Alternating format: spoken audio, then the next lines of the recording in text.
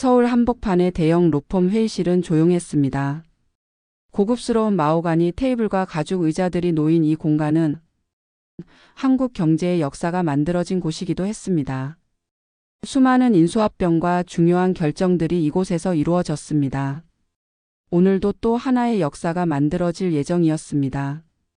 고인의 초상화 아래 봉인된 봉투가 놓여 있었고 가족들은 각자의 자리에서 숨을 죽였습니다. 공기는 무겁고 긴장감이 팽팽했습니다. 미망인 윤경은 검은 정장에 진주 목걸이를 걸쳤지만 손끝은 계속 떨리고 있었습니다. 52세의 그녀는 20년간 재벌가 안주인 자리를 지켜왔지만 남편 없는 삶은 상상해 본 적이 없었습니다. 한도영과의 결혼 생활은 완벽해 보였지만 실제로는 각자의 영역에서 살아가는 동반자 관계에 가까웠습니다. 그녀는 사교계를 관리했고 남편은 비즈니스에만 몰두했습니다. 남편이 떠난 지 일주일. 장례식이 끝나자마자 이사회가 소집됐고 주가가 10% 넘게 폭락했고 언론이 연일 추측 기사를 쏟아냈습니다. 슬픔을 정리할 시간조차 주어지지 않았습니다. 재벌가 과부의 현실은 생각보다 혹독했습니다. 장남 도연은 아버지를 빼닮은 각진 턱과 깊은 눈을 가지고 있었습니다. 185cm의 키에 단정한 체격, 차분한 말투까지 모든 것이 후계자로서 완벽해 보였습니다. 하지만 지금은 그 눈에 무거운 책임감이 드리워져 있었습니다. 31세의 수조원 기업의 운명을 떠안게 된 것입니다. 도연은 어려서부터 후계자 수업을 받아왔습니다. 해외 유학 MBA 계열사 순환 근무까지. 모든 것이 이 순간을 위한 준비였습니다. 하지만 정작 그 순간이 닥치자 두려움이 앞섰습니다. 아버지처럼 냉철하고 강인할 수 있을까? 임직원들과 주주들의 신뢰를 얻을 수 있을까? 옆에 앉은 아내 수지는 고개를 숙인 채 핸드백의 끝만 만지작거렸습니다. 29세의 그녀는 5년 전 정략 결혼으로 한성가에 들어왔습니다. 명문대 출신의 외교관 집안의 딸이라는 완벽한 스펙을 가진 그녀였지만 재벌가의 며느리 역할은 생각보다 힘들었습니다. 결혼 초기에는 서로 노력했습니다. 도연은 아내에게 관심을 보였고 수진도 남편을 이해하려 노력했습니다. 하지만 시간이 갈수록 도연은 회사 일에만 몰두했고 수진은 혼자만의 시간이 길어질수록 공허함에 빠져들었습니다. 아이가 없는 것도 그들 사이의 거리를 더욱 벌어뜨렸습니다. 수진은 종종 생각했습니다. 사랑 없는 결혼의 끝은 어떨까? 서로를 존중하지만 사랑하지 않는 관계가 언제까지 지속될 수 있을까? 둘째 준호는 형과 완전히 달랐습니다. 29세의 그는 형보다 5cm 작은 키에 좀 더 날렵한 체형이었습니다. 무엇보다 그의 눈에는 항상 계산하는 빛이 있었습니다. 여유로운 미소를 띠고 있는 그에게 이번 유언장은 인생을 바꿀 기회가 될 수도 있었습니다. 준호는 어려서부터 차남의 서러움을 느끼며 자랐습니다. 모든 관심과 투자는 형에게 집중됐고 자신은 늘 둘째 아들 정도의 취급을 받았습니다. 하지만 그는 이를 오히려 기회로 여겼습니다. 관심받지 않는 동안 자신만의 네트워크를 구축했고 형의 약점들을 하나씩 파악해 왔습니다. 몇 달 전부터 준호는 비밀리에 이사진들과 접촉해 왔습니다. 그는 형의 경영 능력에 의문을 제기했고 자신이 더 적합한 후계자라고 은근히 어필했습니다. 일부 이사들은 그의 말에 귀를 기울이기 시작했습니다. 변호사 김성유는 30년간 한성그룹의 법무를 담당해온 베테랑이었습니다. 그는 한도영의 모든 비밀을 알고 있었고 오늘 공개될 유언장의 내용도 미리 알고 있었습니다. 하지만 그조차 예상치 못한 일이 벌어졌습니다. 변호사가 자리에서 일어나 엄숙하게 말을 시작하려던 순간 회의실 문이 조용히 열렸습니다. 소박한 원피스를 입은 젊은 여자가 한 걸음 들어섰습니다. 담담한 안색, 물러서지 않는 눈빛이었습니다. 오소연 28세. 그녀는 평생 자신의 정체성에 대한 의문을 안고 살아왔습니다. 키 165cm의 날씬한 체형에 선명한 이목구비를 가진 그녀는 한도영과 닮은 구석이 분명히 있었습니다. 특히 눈매와 콧날이 그랬습니다. 소연의 어머니는 그녀가 10살 때 폐암으로 세상을 떠났습니다. 마지막 순간 어머니는 그녀의 손을 잡고 말했습니다. 소연아, 너는 특별한 아이야. 언젠가 내가 누구인지 알게 될 거야. 그 후 18년 동안 소연은 혼자 살아왔습니다. 고등학교 졸업 후 디자인을 공부했고 프리랜서로 근근히 살아가고 있었습니다. 1년 전 어머니의 유품을 정리하다가 낡은 사진 한 장을 발견했습니다. 젊은 남자와 함께 웃고 있는 어머니의 모습이었습니다. 사진 뒷면에는 도영 오빠와 함께 1995년 봄이라고 적혀 있었습니다. 그때부터 소연은 한도영에 대해 조사하기 시작했습니다. DNA 검사를 받기 위해 3개월 동안 아르바이트를 해서 돈을 모았습니다. 3군데 다른 기관에서 검사를 받았고 모든 결과가 동일했습니다. 친자 확률 99.99%. 한도영의 부고를 본 순간 소연은 더 이상 망설일 수 없다고 생각했습니다. 평생 숨어서 살 수는 없었습니다. 신뢰합니다. 연습을 많이 했기 때문에 그녀의 목소리는 떨리지 않았습니다. 저는 회장님의 딸입니다. 장내의 공기가 순식간에 얼어붙었습니다. 윤경의 얼굴이 창백해졌고 도연은 냉정하게 그녀를 관찰했습니다. 준호만이 이 상황을 흥미롭게 바라보고 있었습니다. 제 이름은 오소연입니다. 그녀는 얇은 봉투를 꺼내 탁자 위에 조심스럽게 내려놓았습니다. DNA 검사 결과입니다. 3군데 다른 기관에서 받았어요. 변호사는 당황했습니다. 30년 법무 경력에서 이런 일은 처음이었습니다. 윤경은 손으로 이마를 짚었습니다. 또 다른 여자, 또 다른 비밀이 있었다는 것인가? 그런데 바로 그 순간 준호의 휴대폰에 문자 메시지가 왔습니다. 화면을 확인한 그의 얼굴에 만족스러운 미소가 번졌습니다. 그가 미리 준비해둔 언론 플레이가 시작된 것입니다. 그는 소연의 등장을 미리 알고 있었고 이를 자신의 계획에 활용하기로 했습니다. 그날 오후 3시 한성그룹 본사 앞은 완전히 포위됐습니다. 주요 방송사의 중계차 30여 대가 건물을 에워쌌습니다.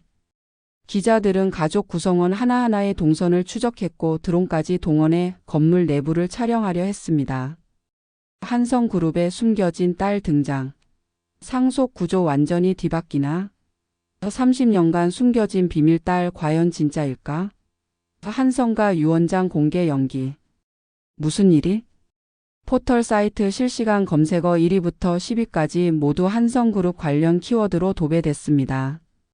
주가는 개장 직후부터 폭락하기 시작해 하루 만에 12% 떨어졌습니다.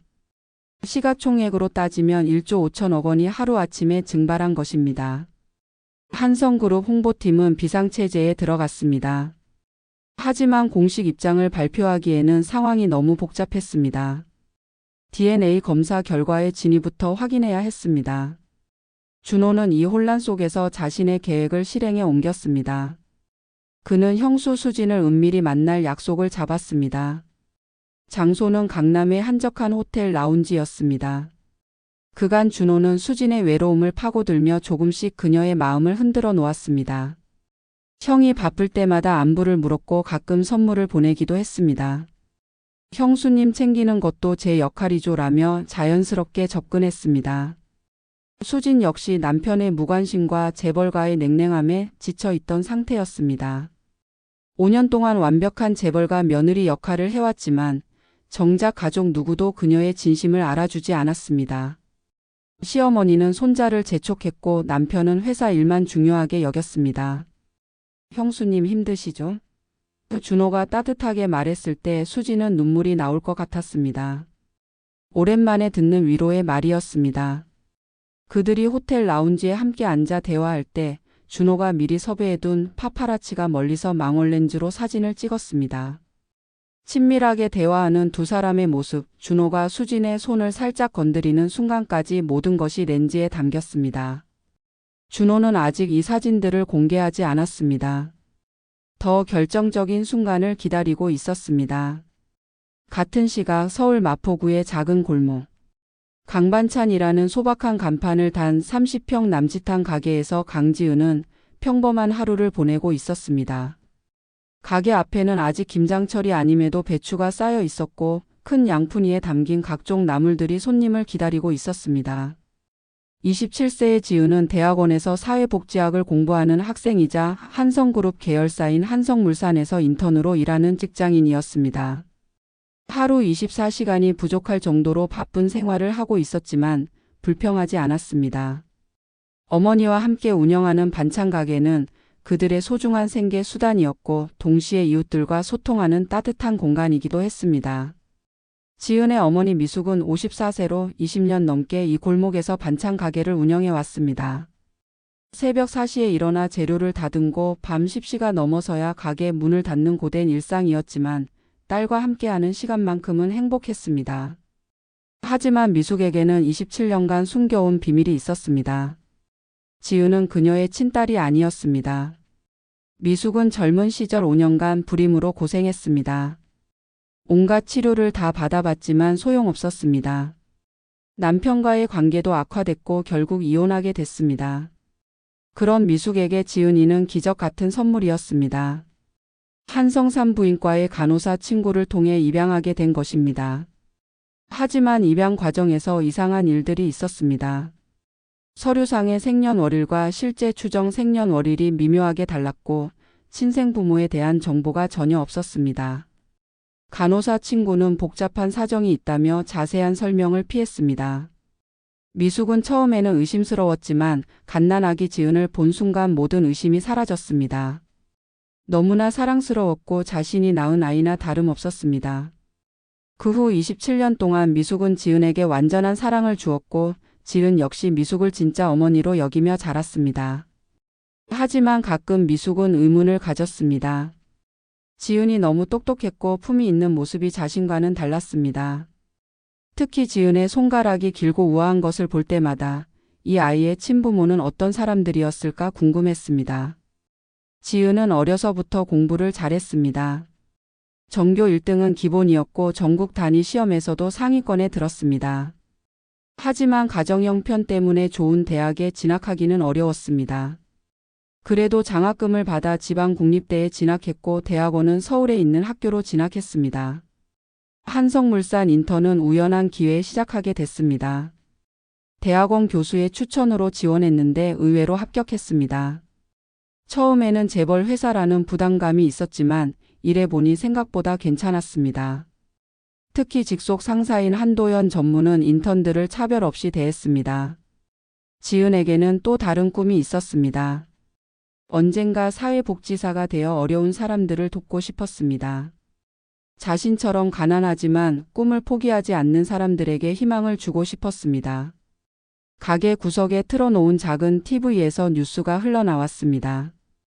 한성그룹 창립주 한도영 회장의 숨겨진 딸이라고 주장하는 여성이 유원장 공개 현장에 나타나 큰 파장을 일으키고 있습니다.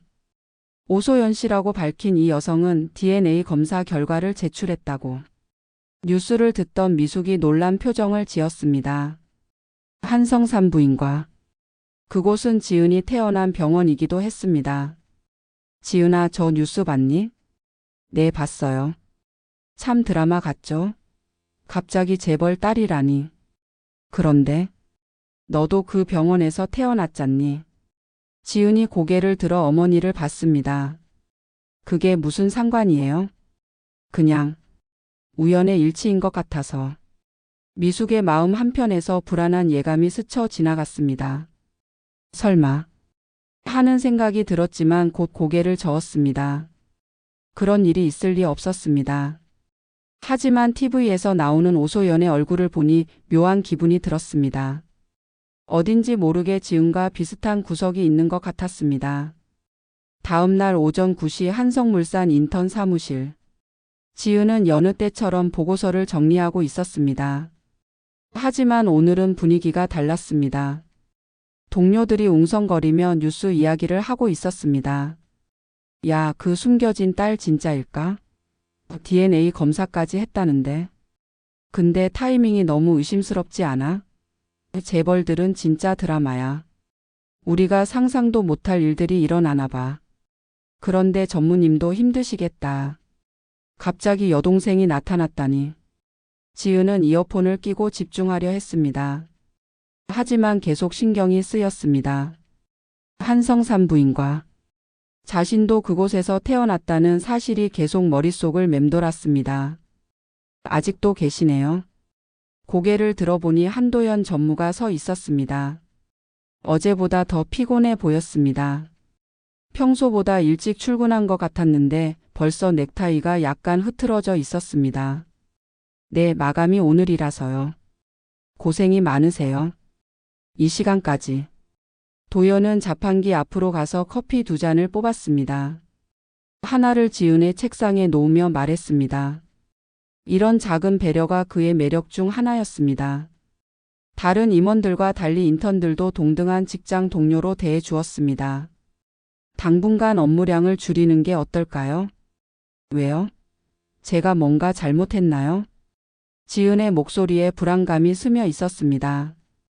인턴 기간이 얼마 남지 않았는데 혹시 자신이 실수한 것은 아닐까 걱정됐습니다. 그런 게 아니라 회사 분위기가 어수선해서요. 인턴 분들에게까지 영향이 갈까봐. 도연은 정말로 지은을 걱정하고 있었습니다. 최근 몇 주 동안 그는 지은에게 특별한 감정을 느끼고 있었습니다. 처음에는 단순히 성실한 후배에 대한 관심이었지만 점점 다른 감정으로 발전하고 있었습니다. 지은의 순수함과 진정성이 그를 끌어당겼습니다. 태어날 때부터 모든 것이 주어진 자신과 달리 지은은 스스로 모든 것을 만들어가고 있었습니다. 그 모습이 아름답고 존경스러웠습니다. 아, 뉴스 때문이군요. 네. 며칠만 재택근무 하시는 게 어떨까요? 싫어요. 도연이 놀란 표정을 지었습니다. 평소 순종적이던 지은이 이렇게 단호하게 거절한 것은 처음이었습니다. 도망치는 것 같아서 싫어요. 저는 제 일만 열심히 할 거예요. 지은의 당당한 모습에 도연은 더욱 감탄했습니다. 이런 강인함도 그녀의 매력 중 하나였습니다. 그렇다면 혹시 어려운 일 있으면 언제든 말씀하세요. 왜 저한테 그렇게 잘해주세요? 도연은 잠시 말을 멈췄습니다.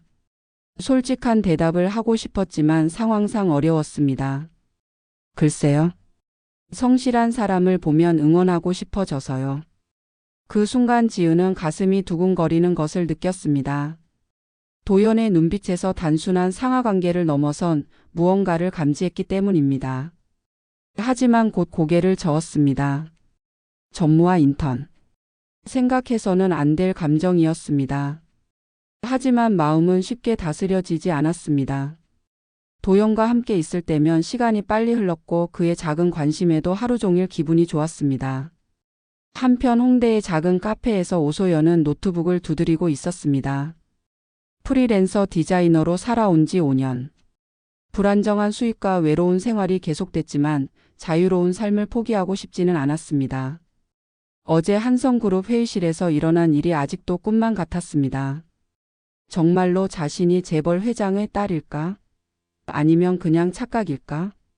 소연은 어릴 때부터 어머니에게 들은 이야기를 되새겼습니다. 어머니 박민정은 젊은 시절 미혼모가 됐습니다. 당시만 해도 미혼모에 대한 사회적 시선이 매우 차가웠기 때문에 혼자서 아이를 키우는 것은 쉽지 않았습니다. 어머니는 소연이 10살 때까지 혼자서 모든 것을 감당했습니다. 낮에는 식당에서 일하고 밤에는 술집에서 서빙을 했습니다. 그렇게 번 돈으로 소연을 키웠습니다. 폐암 진단을 받은 것은 소연이 9살 때였습니다. 어머니는 1년간 투병했지만 결국 세상을 떠났습니다. 마지막 순간 어머니는 소연의 손을 꽉 잡고 말했습니다. 소연아, 엄마가 너한테 못해준 게 많지? 미안해. 그런데 너는 특별한 아이야. 언젠가 내가 누구인지 알게 될 거야. 그때까지 꿋꿋하게 살아. 그 후 소연은 고아원에서 8년을 보냈습니다. 성인이 된 후에는 혼자 힘으로 살아왔습니다. 디자인 전공을 선택한 것도 어머니가 젊었을 때 그림 그리기를 좋아했다는 이야기를 들어서였습니다. 1년 전 어머니의 유품을 정리하다가 낡은 사진 한 장을 발견했습니다. 젊은 남자와 함께 웃고 있는 어머니의 모습이었습니다. 사진 뒷면에는 도영 오빠와 함께 1995년 봄이라고 어머니의 손글씨로 적혀 있었습니다. 소연은 그때부터 한도영에 대해 조사하기 시작했습니다. 인터넷 기사들을 뒤져보고 도서관에서 옛 신문들을 찾아봤습니다. 그리고 확신했습니다. 사진 속 남자가 바로 한성그룹의 한도영 회장이라는 것을요. DNA 검사를 받기 위해 3개월 동안 편의점과 카페에서 아르바이트를 했습니다. 검사 비용 150만 원을 모으는 것도 쉽지 않았습니다. 하지만 반드시 확인하고 싶었습니다. 3군데 다른 기관에서 검사를 받았고 모든 결과가 동일했습니다. 친자 확률 99.99%. 그 순간 소연은 무릎이 풀렸습니다. 정말로 자신이 한도영의 딸이었습니다. 한도영의 부고를 본 순간 소연은 더 이상 망설일 수 없다고 생각했습니다. 평생 정체성에 대한 의문을 안고 살 수는 없었습니다. 같은 날 오후 한성물산 사무실에서 지은은 동료들의 수군거림을 들으며 일하고 있었습니다. 그 숨겨진 딸 진짜 회장님을 닮았던데. 근데 왜 이제야 나타난 거지? 돈 때문 아니야? 아니야, TV에서 보니까 진짜 불쌍해 보이던데. 혼자 고생하며 살았다더라. 이야기들이 계속 들려왔지만 지은에게는 남의 일로만 느껴졌습니다. 하지만 한성산부인과라는 이름이 계속 마음에 걸렸습니다. 그때 엘리베이터 문이 열리며 도연이 나타났습니다. 그는 지은을 보자 자연스럽게 미소를 지었습니다. 최근 몇 주 동안 그는 지은과의 시간을 기대하게 됐습니다. 복잡한 회사 일들 사이에서 지은과의 대화만이 유일한 위안이었습니다. 오늘 힘든 하루였죠. 전무님이 더 힘드셨을 거예요. 도연은 지은의 책상 옆 의자에 앉았습니다. 평소라면 하지 않을 행동이었습니다.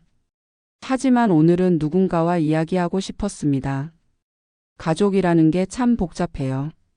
혈연이라는 끈이 때로는 족쇄가 되기도 하고. 지은이 도연을 바라봤습니다. 그의 눈에서 깊은 피로와 외로움이 보였습니다. 가족이 부담스러우세요? 부담이라기보다는 책임감이 무거워요. 내가 원하는 것과 해야 하는 것 사이에서 고민이 많아지죠.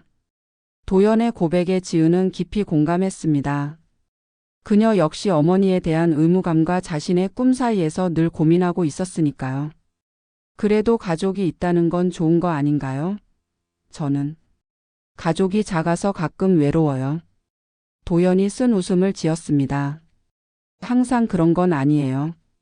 때로는 가족이라는 이름으로 서로를 옭아매기도 하거든요. 두 사람은 서로의 외로움을 느꼈습니다. 재벌 후계자와 가난한 인턴이라는 전혀 다른 환경에서 자랐지만 마음 깊숙한 곳의 공허함은 비슷했습니다. 그 순간 지은의 휴대폰이 울렸습니다. 모르는 번호였습니다. 혹시 강지은 씨 맞나요? 네, 그런데 누구세요? 저는 문혜진이라고 합니다. 한성산부인과에서 30년간 일했던 간호사예요. 지은의 심장이 빨리 뛰기 시작했습니다. 도연도 그녀의 변화를 눈치챘습니다. 뉴스를 봤어요. 한성과 딸 이야기. 그리고 당신이 우리 병원에서 태어났다는 것도 확인했어요. 그게 무슨... 전화 너머로 깊은 한숨 소리가 들렸습니다. 당신이 태어난 그날 병원에 큰 정전이 있었어요. 30년이 지났지만 아직도 그날이 생생해요. 그날 밤 뭔가 끔찍한 일이 일어났거든요. 지은의 손이 떨렸습니다. 도연이 걱정스러운 표정으로 그녀를 바라봤습니다. 잘못됐다는 게 직접 만나서 얘기 드릴게요. 30년 동안 숨겼지만 이제는 말해야 할 것 같아서요. 양심이 괴롭거든요. 이틀 후 오후 지은은 문혜진을 만났습니다. 홍대 근처 조용한 찻집에서였습니다. 60대 중반의 문혜진은 세월의 무게가 느껴지는 깊은 주름과 함께 무거운 죄책감을 안고 있는 사람의 표정을 하고 있었습니다. 30년 전 4월 13일 밤 11시쯤이었어요. 당신과 또 다른 아기가 30분 간격으로 태어났죠. 문혜진은 오래된 간호사 수첩을 꺼내 보여주었습니다. 누렇게 바랜 종이에 빼곡히 적힌 글씨들이 보였습니다. 그날 태풍 때문에 정전이 됐어요. 비상 발전기도 고장이 나서 촛불과 손전등에만 의존해야 했죠. 신생아실은 특히 더 어두웠어요. 문혜진의 목소리가 떨렸습니다. 30년 동안 가슴에 묻어뒀던 비밀을 처음으로 입 밖에 내는 것이었습니다. 두 아기를 돌보는데 정신이 없었어요. 울음소리도 구분하기 어려웠고. 그런데 아침이 되고 나서 뭔가 이상하다는 걸 느꼈어요. 이상하다는 게 아기들의 특징이 기록과 맞지 않았어요. 태어날 때 확인했던 점이나 머리카락 색깔 같은 것들이요. 지은은 믿을 수 없다는 표정으로 문혜진을 바라봤습니다. 정말 바뀌었다는 뜻이에요? 확실하지는 않아요. 하지만 가능성이 높아요.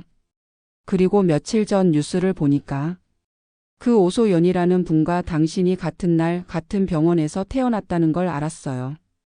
문혜진은 또 다른 서류들을 꺼냈습니다. 당시 근무했던 간호사들의 명단, 정정 관련 공식 기록, 그리고 신생아실 관리 일지까지. 이건 그날 신생아실 바닥에서 주운 반지예요. 작은 봉투에서 나온 반지에는 H, Y, K 라고 섬세하게 새겨져 있었습니다. 이 이니셜. 혹시 한윤경 여사님 것 아닐까요? 지은의 머릿속이 복잡해졌습니다. 만약 정말로 자신이 한도영의 딸이라면, 그리고 오소연이 자신의 자리에 있었다면, 이걸 왜 30년 동안 간직하고 계셨어요? 양심이 괴로워서요. 언젠가는 진실을 밝혀야 한다고 생각했거든요. 하지만 용기가 없었어요. 두 가족의 인생이 완전히 바뀔 수도 있는 일이잖아요. 지은은 서류들을 들고 집으로 돌아갔습니다. 마음은 복잡했지만 진실을 확인해야 한다는 생각이 들었습니다. 집에 도착하자 어머니 미숙이 걱정스러운 표정으로 기다리고 있었습니다. 지은아, 어디 갔다 와? 표정이 왜 그래? 엄마, 제가 태어날 때 일 좀 물어봐도 될까요? 미숙의 얼굴이 순간 굳어졌습니다. 27년간 숨겨온 비밀을 건드리는 질문이었습니다. 갑자기 왜? 그냥 궁금해서요. 한성산부인과에서 태어났다고 들었는데 그때 무슨 일 있었나요? 글쎄, 병원에서 정전이 있어서 좀 어수선했던 기억이 나긴 하는데 왜 갑자기 그런 걸 물어? 지은은 어머니의 표정에서 뭔가 숨기고 있다는 것을 느꼈습니다. 하지만 더 이상 추궁하기는 어려웠습니다. 혹시 저 진짜 엄마 딸 맞아요? 미숙이 깜짝 놀라 지은을 바라봤습니다. 그녀의 표정에 모든 것이 드러났습니다. 무슨 소리야? 왜 갑자기? 엄마, 솔직히 말해주세요. 한참의 침묵 후 미숙이 깊은 한숨을 쉬며 입을 열었습니다. 사실은 너를 입양했단다. 지은의 세상이 무너지는 것 같았습니다. 하지만 동시에 많은 것들이 설명됐습니다. 왜 자신이 다른 아이들과 달랐는지, 왜 가끔 어머니가 자신을 바라볼 때 복잡한 표정을 지었는지. 언제부터 알고 계셨어요? 처음부터. 미안하다, 지은아. 말했어야 했는데 너를 잃을까봐 무서워서. 지은이 어머니를 꽉 껴안았습니다.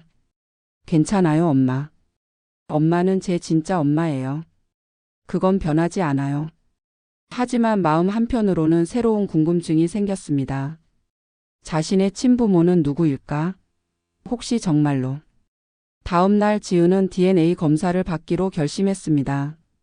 한성병원 진단검사의학과에서 혈액을 채취했습니다. 결과가 나오기까지 일주일을 기다려야 했습니다. 그 일주일 동안 지은은 제대로 잠을 잘 수 없었습니다. 만약 정말로 한도영의 딸이라면? 그럼 도영과 자신은? 이런 생각이 머릿속을 맴돌았습니다. 회사에서 도연은 지은의 변화를 눈치챘습니다. 평소보다 말이 없고 가끔 멍하니 있는 모습을 보였습니다. 요즘 많이 힘들어 보이는데 무슨 일 있어요? 그냥 개인적인 고민이 있어서요. 혼자서 해결하기 어려운 일이면 도와드릴게요. 지은이 망설이다가 입을 열었습니다. 전무님, 만약 자신의 정체성에 대해 의문이 든다면 어떻게 해야 할까요? 정체성요? 네, 내가 누구인지 어디서 왔는지. 그런 것들요. 도연이 진지한 표정이 되었습니다. 지은의 질문이 단순한 호기심이 아니라는 것을 느꼈습니다. 무슨 일이 있었어요? 지은은 결국 모든 것을 털어놓았습니다. 문혜진의 연락, 병원 정전 사고 그리고 자신이 입양하라는 사실까지. 도연은 충격을 받았습니다. 지은이 혹시 한성과와 연관이 있을 수도 있다는 가능성이 머릿속을 스쳤습니다. 그럼 혹시 네, 저도 한도영 회장님의 딸일 수도 있어요. 둘 사이에 긴 침묵이 흘렀습니다. 만약 그것이 사실이라면 그들이 서로에게 느끼던 감정은 어떻게 해야 할까요? 검사 결과는 언제 나와요? 내일 오후에요. 함께 들으러 갈까요? 혼자 감당하기엔 너무 큰 일이에요. 지은의 눈에 눈물이 맺혔습니다. 이런 상황에서도 자신을 걱정해주는 도연이 고마웠습니다. 한편 준호는 자신만의 계획을 착착 진행하고 있었습니다. 그는 오래전부터 형의 약점을 수집해 왔습니다. 도연의 경영 실수들, 개인적인 문제들, 그리고 최근에는 인턴 강지은과의 미묘한 관계까지. 준호의 최종 목표는 명확했습니다. 형을 후계자 자리에서 끌어내리고 자신이 그 자리에 앉는 것. 이를 위해서라면 수단과 방법을 가리지 않겠다고 마음먹었습니다. 그는 수진과의 관계도 계산된 것이었습니다. 처음에는 단순히 형의 약점을 만들기 위한 수단이었지만 시간이 갈수록 수진에게 진짜 감정이 생기기 시작했습니다. 수진의 외로움과 아름다움이 그를 끌어당겼습니다. 어느 날 밤 준호는 수진을 호텔 바에 불러냈습니다. 분위기 있는 재즈 음악이 흐르는 곳이었습니다. 형수님 많이 힘드시죠? 요즘 다 힘들어요.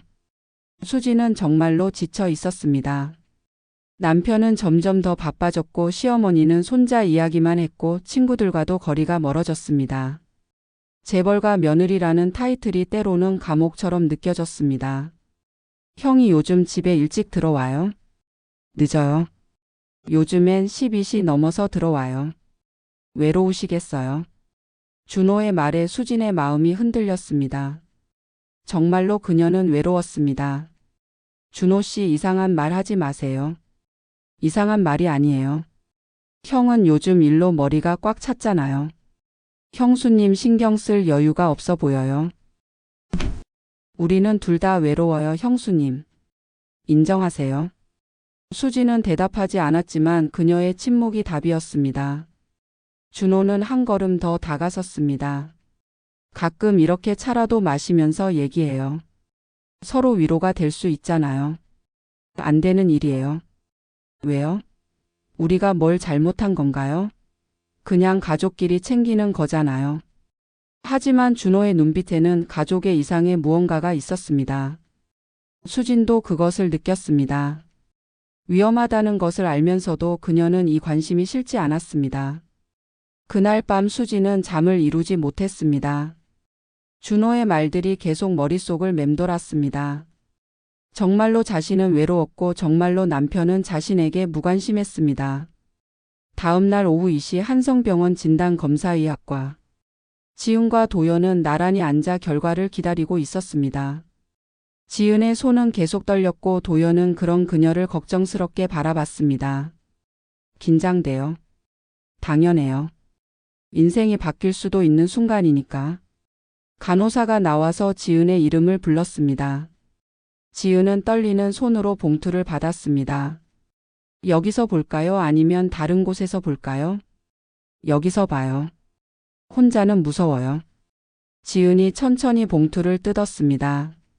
검사 결과지를 펼치는 순간 그녀의 얼굴이 하얗게 변했습니다. 친자 확률 99.999% 대조 대상 한도영부 윤경모. 진짜였네요. 도연도 말을 잃었습니다. 그가 좋아하게 된 인턴이 실제로는 자신의 의부여동생이었다는 현실이 믿기지 않았습니다. 이제 어떻게 해야 할까요? 두 사람은 한동안 말이 없었습니다. 운명이 그들에게 던진 잔혹한 농담이었습니다. 일단 가족들에게 말해야겠죠. 무서워요. 받아들여 줄까요? 도연이 지은의 손을 잡으려다가 멈췄습니다. 이제는 그런 것도 조심해야 했습니다. 괜찮을 거예요. 제가 도와드릴게요.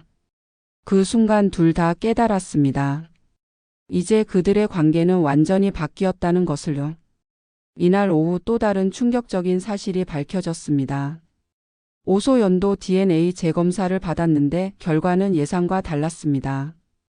그녀는 한도영의 딸이 아니었습니다. 대신 강미숙과 99.99% 일치했습니다. 30년 전 그날 밤 두 아기가 완전히 바뀐 것이었습니다. 이 사실이 알려지자 언론은 더욱 흥분했습니다. 충격. 바뀐 아이들. 30년 만에 밝혀진 병원 실수 한성그룹 진짜 상속녀는 따로 있었다. 운명의 장난인가 인위적 조작인가? 진실이 밝혀지자 모든 관계가 뒤엉켰습니다. 지은은 하루아침에 한성그룹의 상속녀가 되었고 오소연은 평범한 반찬가게 딸이라는 사실을 받아들여야 했습니다. 하지만 더 큰 문제가 기다리고 있었습니다. 도연과 지은이 서로에게 느끼던 감정이었습니다. 이제 그들은 법적으로는 남매가 된 것입니다. 한성그룹 회장실에서 윤경은 지은을 불렀습니다. 처음 보는 친딸 앞에서 윤경의 마음은 복잡했습니다.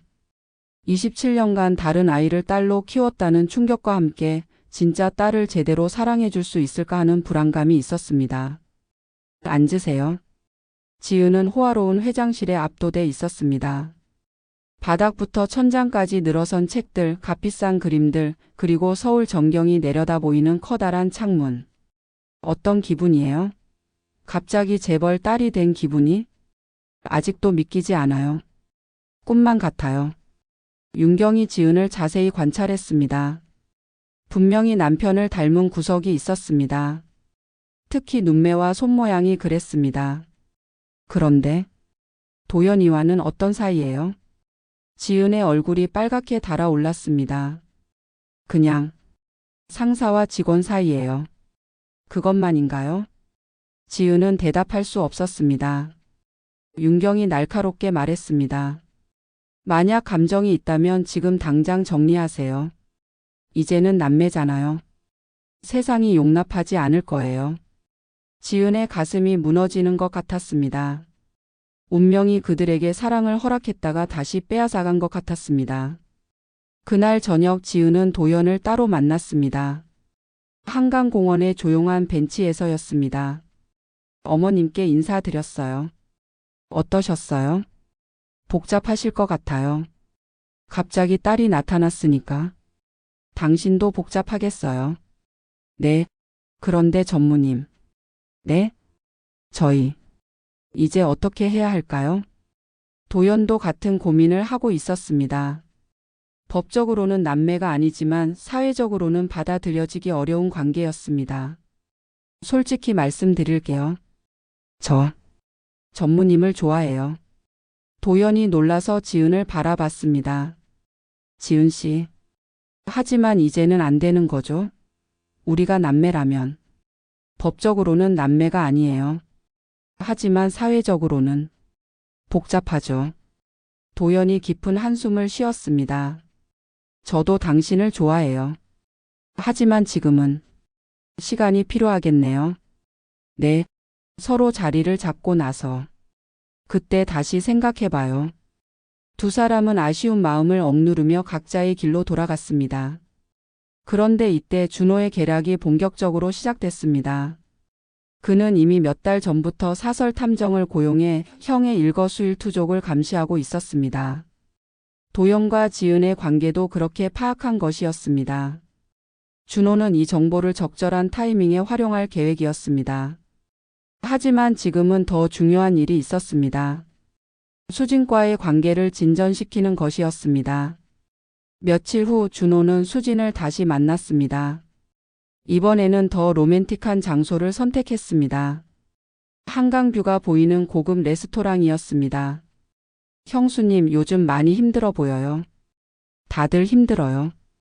집안이 이 난리인데. 형은 요즘 집에 얼마나 늦게 들어와요? 1시 2시. 가끔은 아예 안 들어와요. 수진의 목소리에 원망이 섞여 있었습니다. 외로우시겠어요? 준호가 테이블 너머로 손을 뻗어 수진의 손을 살짝 건드렸습니다. 수진은 손을 빼려 했지만 준호가 부드럽게 잡았습니다. 준호 씨 안 돼요. 왜요? 우리가 뭘 잘못한 건가요? 제가 형수라니까요. 형도 이제 당신에게 관심 없잖아요. 왜 당신만 고생해야 해요? 수진의 마음이 크게 흔들렸습니다. 결혼 5년 동안 느껴보지 못한 관심과 따뜻함이었습니다. 생각해봐요, 형수님. 우리도 행복할 권리가 있어요. 그날 밤 수진은 잠을 이루지 못했습니다. 준호의 말들이 계속 귓가에 맴돌았습니다. 일주일 후 수진은 결국 선을 넘었습니다. 준호와 함께 호텔에 들어가는 순간이 파파라치에게 포착된 것입니다. 준호가 미리 계획한 일이었습니다.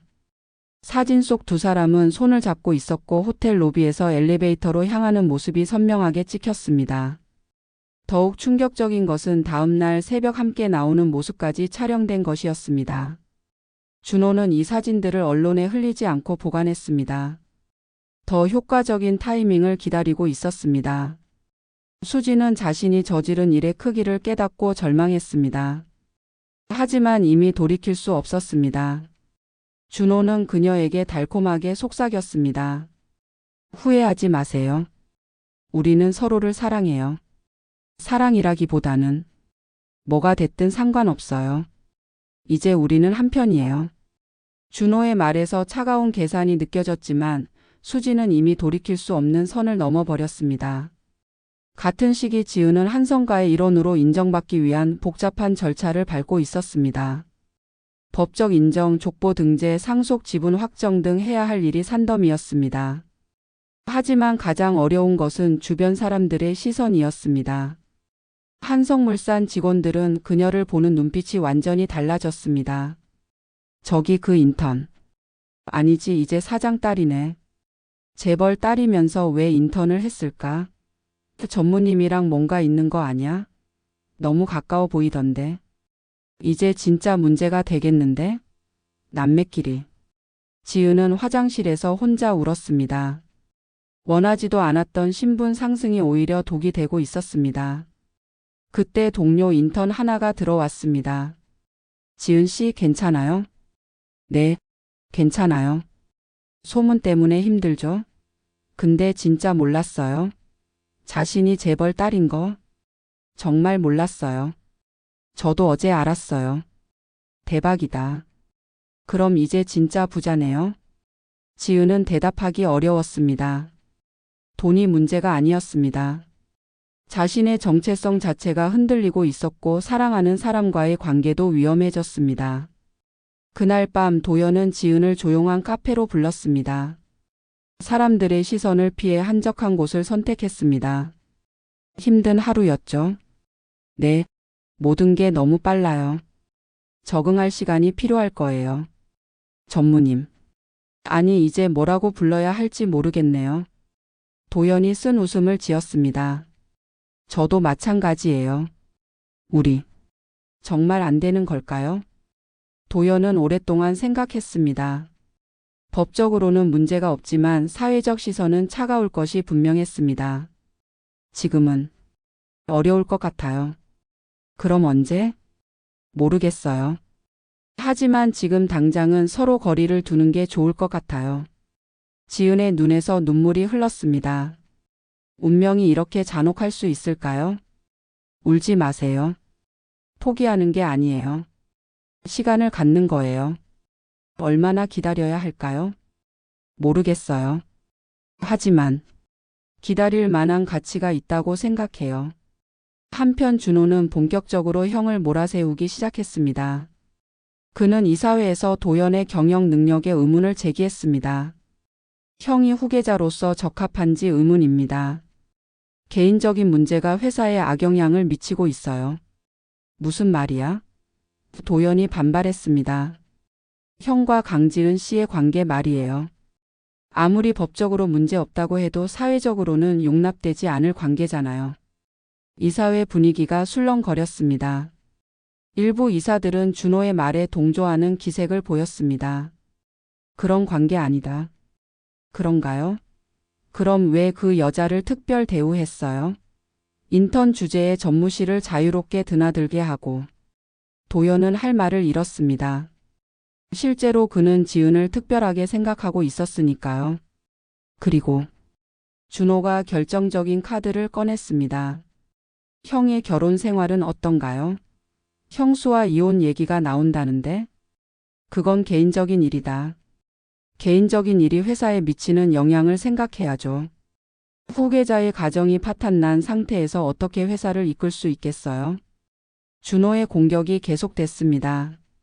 그날 밤 준호와 수지는 다시 만났습니다. 이번에는 준호의 아파트에서였습니다. 형수님, 이제 선택해야 해요. 뭘요?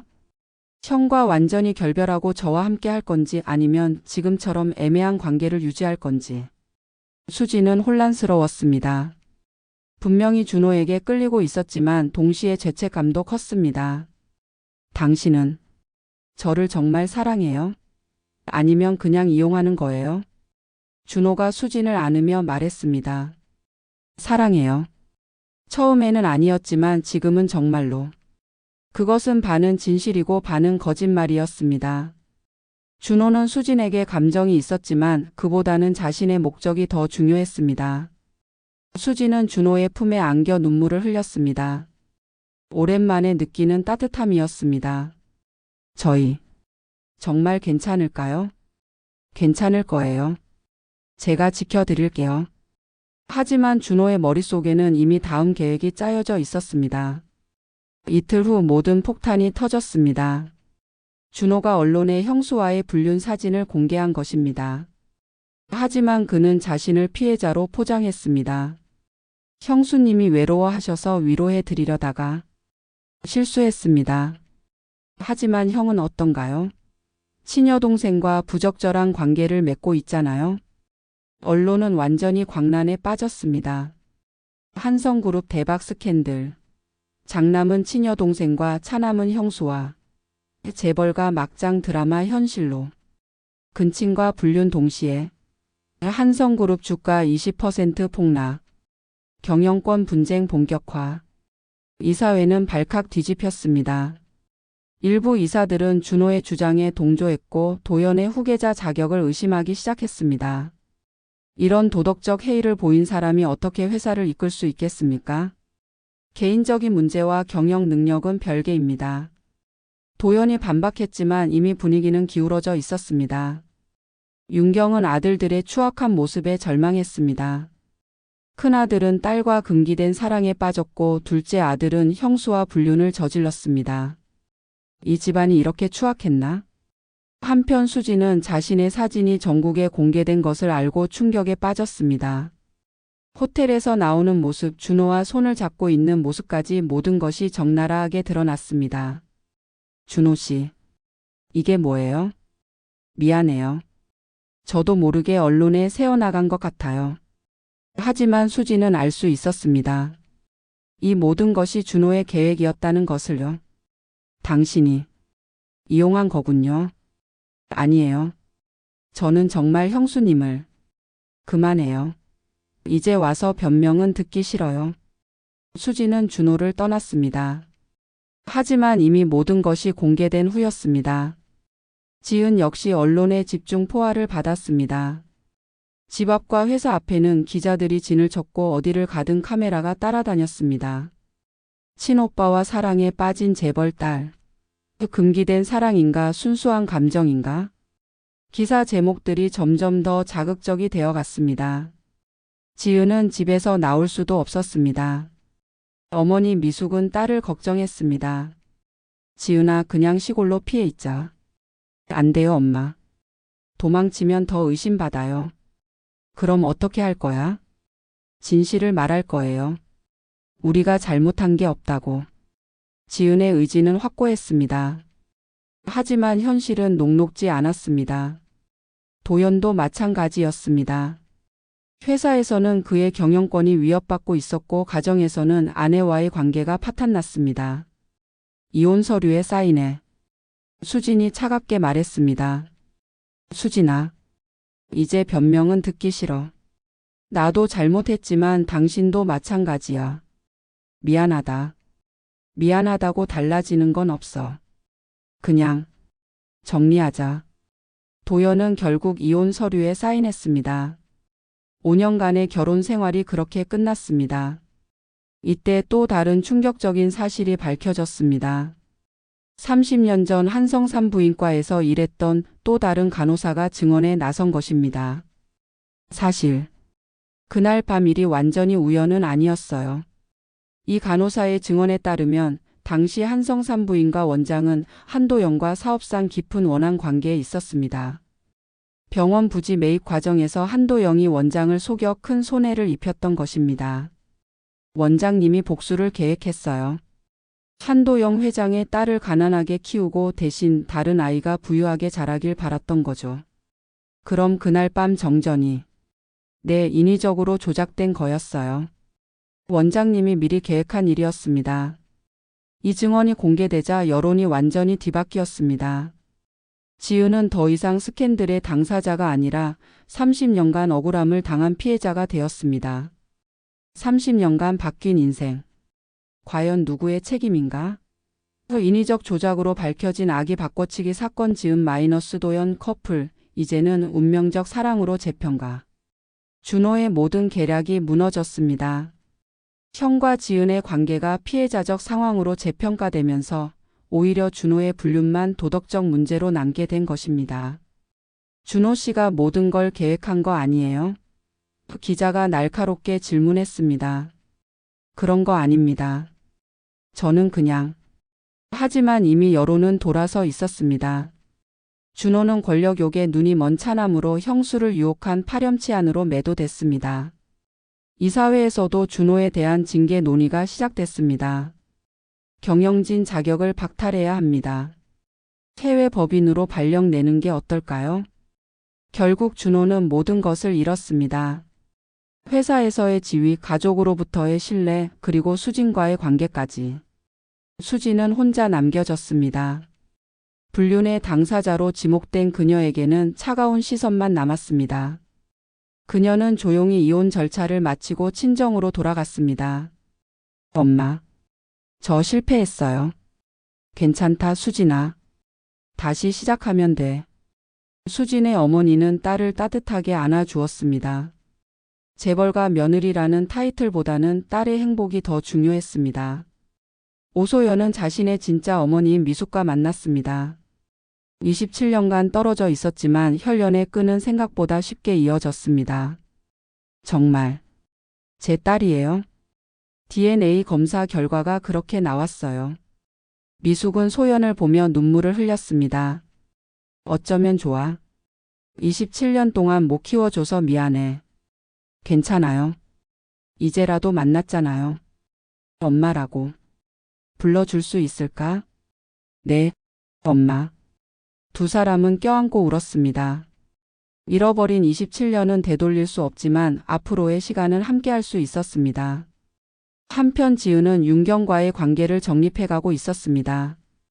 처음에는 어색했지만 시간이 갈수록 서로를 이해하게 됐습니다. 미안해, 지은아. 27년 동안 너를 찾지 못해서. 어머니 잘못이 아니에요. 모르셨던 거잖아요. 앞으로는 진짜 딸처럼 지내고 싶어. 저도요. 윤경은 지은에게서 남편의 모습을 발견했습니다. 특히 성실함과 원칙을 중시하는 면이 그랬습니다. 1년이 지났습니다. 한성그룹은 새로운 지배구조를 갖춰 안정을 찾아가고 있었습니다. 지은은 정식으로 한도영의 딸로 인정받아 이사회에 참여하고 있었고 사회공헌 분야를 담당하고 있었습니다. 그녀는 여전히 강반찬 가게를 운영했습니다. 이제는 가게 이름을 지은이네 식탁으로 바꿨지만 여전히 어머니 미숙과 함께 일했습니다. 재벌 상속녀가 되었지만 자신의 뿌리를 잊지 않으려 했습니다. 도연은 한성그룹을 떠나 새로운 회사를 설립했습니다. 사회적 기업을 표방하며 더 나은 세상을 만들겠다는 비전을 내세웠습니다. 아버지의 그늘에서 벗어나 자신만의 길을 걷고 싶었습니다. 준호는 미국으로 떠났습니다. 모든 것을 잃은 그에게 남은 것은 새로운 시작뿐이었습니다. 떠나기 전 형에게 마지막 인사를 했습니다. 형, 미안했어. 너도 힘들었구나. 형은 행복하게 살아. 그들은 악수했습니다. 형제의 정이 완전히 사라진 것은 아니었습니다. 수지는 조용히 새로운 삶을 시작했습니다. 작은 갤러리를 열어 젊은 작가들을 지원하는 일을 시작했습니다. 화려했던 재벌가 며느리 시절을 뒤로하고 자신이 정말 하고 싶었던 일을 찾았습니다. 오소연은 미숙과 함께 반찬 가게를 키워나갔습니다. 디자인 전공을 살려 가게 브랜딩을 새롭게 했고 온라인 판매도 시작했습니다. 가난하지만 따뜻한 가정에서 진짜 행복을 찾았습니다. 3년 후 봄 서울의 한 작은 갤러리에서 지은의 첫 번째 개인전이 열렸습니다. 평범한 일상의 아름다움이라는 주제로 그녀가 반찬 가게에서 찍은 사진들을 전시했습니다. 개막식에는 많은 사람들이 왔습니다. 윤경, 미숙, 소연 그리고 도연도 있었습니다. 축하해요. 고마워요. 오늘 와줘서. 3년 동안 두 사람은 각자의 길을 걸었습니다. 가끔 문자를 주고받거나 우연히 마주칠 때가 있었지만 조심스럽게 거리를 유지했습니다. 하지만 시간이 흐르면서 사회의 시선도 많이 달라졌습니다. 그들의 사랑이 순수했다는 것을 사람들이 인정하기 시작한 것입니다. 지은 씨. 네? 이제 우리 괜찮을까요? 지은이 도연을 바라봤습니다. 3년 동안 많은 것이 변했습니다. 그들은 더 성숙해졌고 사회도 더 관대해졌습니다. 천천히 해봐요. 정말요? 네. 이번엔 정말로 우리 선택이니까. 도연이 환하게 웃었습니다. 3년간 기다린 보람이 있었습니다. 갤러리 한 구석에서 윤경과 미숙이 그들을 바라보고 있었습니다. 괜찮을까요? 미숙이 걱정스럽게 물었습니다. 괜찮을 거예요. 진짜 사랑이니까. 윤경도 이제는 그들의 사랑을 인정했습니다. 혈연보다 중요한 것이 있다는 것을 깨달았기 때문입니다. 그날 밤 도연과 지은은 한강공원을 걸었습니다. 3년 전 이별을 결심했던 그 벤치 앞에서 멈춰 섰습니다. 여기서 헤어졌었죠. 네, 그때가 생각나네요. 후회해요? 아니요. 그때는 그게 맞았어요. 서로 준비가 안 됐었으니까. 지금은 괜찮은 것 같아요. 도연이 지은의 손을 잡았습니다. 이번에는 아무도 그들을 막을 수 없었습니다. 사랑해요. 저도요. 한강 위로 불꽃놀이가 시작됐습니다. 우연의 일치였지만 두 사람에게는 축복처럼 느껴졌습니다. 운명이 그들을 갈라놓았다가 다시 만나게 했고 이제는 그들 스스로 사랑을 선택할 차례였습니다. 바뀐 아이들의 이야기는 비극으로 시작했지만 결국 사랑의 승리로 끝났습니다. 혈연보다 강한 것이 있다는 것을, 운명보다 중요한 것이 선택이라는 것을 보여준 이야기였습니다.